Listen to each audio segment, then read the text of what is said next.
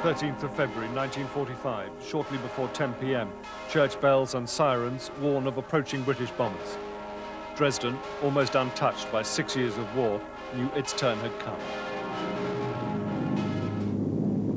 800 aircraft of Bomber Command, laden with high explosives and incendiaries, virtually no opposition. Within minutes, the city was ablaze from end to end. We'll proceed to Dresden, start our final descent from the north. Alfred Barnett was a rear gunner on one of the Lancasters that night. 50 years on, he retraced the flight path into Dresden, returning now for the first time. It was like an inferno. Fire seemed to be bursting everywhere. The ruins of the Church of Our Lady are only now being restored. He told his wife how different it looked from down here.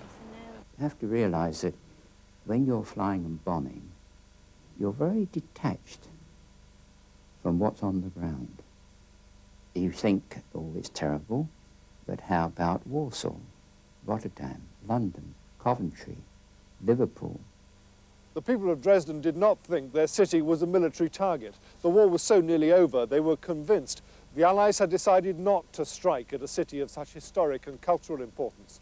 So convinced, they'd done little to prepare themselves against an air raid. They were wrong. Among the narrow streets and wooden houses, incendiary bombs sparked a firestorm of extraordinary ferocity. The entire city centre was consumed. Best estimates say 25,000 people were incinerated, maybe as many as 35,000. Hilda Goethel was just 14. She survived the flames by fleeing from cellar to cellar. She did not make the mistake of believing the river was a sanctuary. Sicherlich konnten sich einige retten oder viele retten. A lot of people who came down to the riverbanks thought they were safe, but they didn't know where to go next. And the following day, American bombers came in the daylight. Many of them were killed.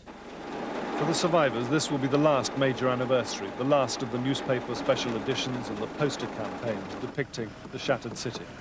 Dresden has always been controversial.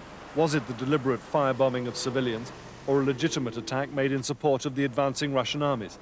Most people in Dresden believe it was wrong, but the young especially do not seem to equate it in any way with the crimes committed by the Nazis.